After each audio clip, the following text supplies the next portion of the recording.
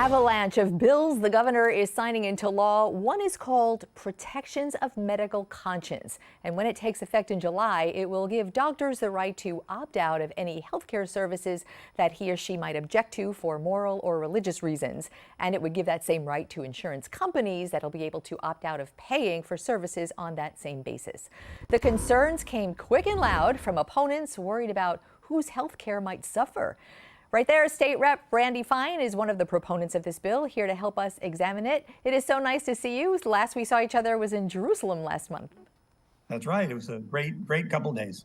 Yes, and that was about signing the anti-Semitism bill, which was a very big deal. This bill, though, is kind of more under the radar. That's why I'm so happy that you're here to sort of parse out what all of this means. And I looked up conscience-based objection in medicine. It is not a new term. In fact, the literature is decades old. There is even some laws in other states on the books. So take us through why here, why now? Well, why now is what happened during COVID. We had a doctor who's actually now in the legislature who was threatened to have his board certification taken away because he wasn't willing to tell his patients that they should always wear masks, particularly after the science came out that showed they weren't all that effective.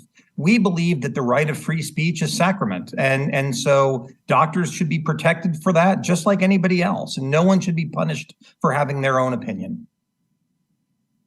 The bill is about, and what it actually says is the bill to prevent doctors and medical professionals from being discriminated against. That is in the bill if they're guided by moral or religious objections.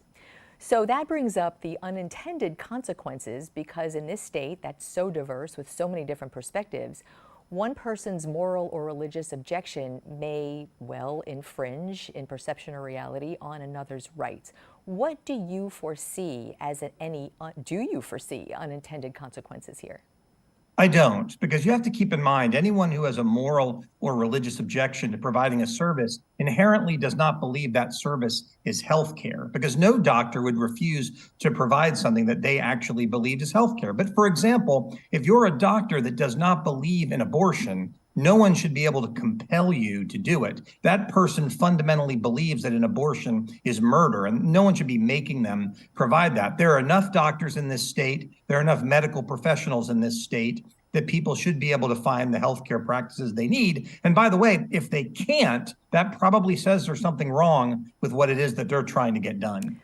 You know, Rep Fine, I'm thinking about one of the committee meetings where one of your colleagues had looked at a committee audience full of people who are advocating for LGBT and transgender healthcare and rights, and literally said to them that they were the Antichrist, that they, you know, I don't want to quote him or put words in his mouth, and he was very direct and very unvarnished, and it was a little hard to listen to someone being talked to as a human being by that way, but I think the health care of the LGBTQ and transgender community, which the people who are in that position feel like they are in the crosshairs, because there are people, to your point, who just don't believe in them or what their needs are. How do you foresee that happening in this state? The fairness of that health care? Sure. I'd first reject the premise of the question. There's no special quote unquote health care that a gay or lesbian person needs. And it's very unfortunate, the gay and lesbian community, that they have been lumped in with a group of people that actually do require medical treatments in order to try to change who they are. I think it's very discriminatory towards gays and lesbians, and I think we need to take a strong stand against it. But as it relates to transgender folks, if there are doctors who believe that providing castrating drugs to an individual or cutting off perfectly healthy body parts violates their religious beliefs, no one should be forced to do that. And the fact of the matter is, if people can't find doctors willing to cut off perfectly healthy body parts, then maybe they should be thinking about whether that's a good idea or not. Is there any comparison there at all to circumcision, which is a Jewish ritual? No, there's not, but because that is something that actually has documented health benefits. The vast majority of people in this country that are circumcised are not Jewish. I believe there's about 40 circumcised individuals that are not Jewish for every one that is. So clearly they're not doing it because of their religious beliefs. But that said, this bill would say to a doctor, if you do not believe in circumcision because of a moral or a religious belief, I'm not sure about any religion that believes that, but you certainly could do that. But like I said, 90% plus of people who are circumcised, it has to do with medical reasons. It's got nothing to do with their religion. So in reading the bill, it sounds like, or it looks like, there is a provision for emergency care. It appears, the way I read it, and help me through this, it appears that if there is an instance where emergency care is needed, which usually is life or death, for someone who has a problem that might be a religious or moral issue to a doctor, that all bets are off, that the Hippocratic Oath has to take over. Am I reading that properly? You are. And I think this is very rare where someone would be asked to do something to save someone's life that violates their moral or religious beliefs. But just to be clear, we've made it clear that a doctor can't stand by at the side of the road and allow someone to die because of some moral or religious belief. But I think that happens in an extraordinarily rare circumstances. There was a Supreme Court decision, Supreme Court of the United States decision about 10 years ago, a little less than 10 years ago. I just want to call it the Hobby Lobby opinion. And frankly, I haven't looked it up, so I don't know who the proponent was. But it allows companies generally to, the Supreme Court says, companies may opt out of providing health insurance for employees when it is paying for something that is morally or religiously objectionable, like contraception in the case of Hobby Lobby. Do you draw parallels here?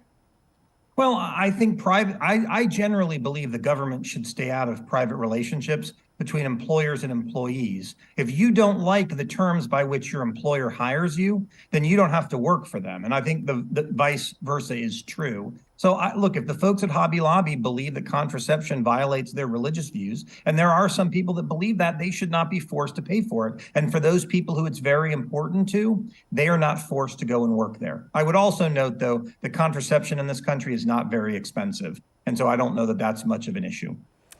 All right. Well, you know, we can't count people's money, but can I switch gears a little bit for you? So you're up for a job at Florida Atlantic University. Tell us about it. Well, I was approached by the governor back in February, who asked me to consider doing it. And I said, if I'm someone that they're interested in having, that I'm interested in doing it. But they're going through a process to figure out who they want, and we'll see what happens. As president?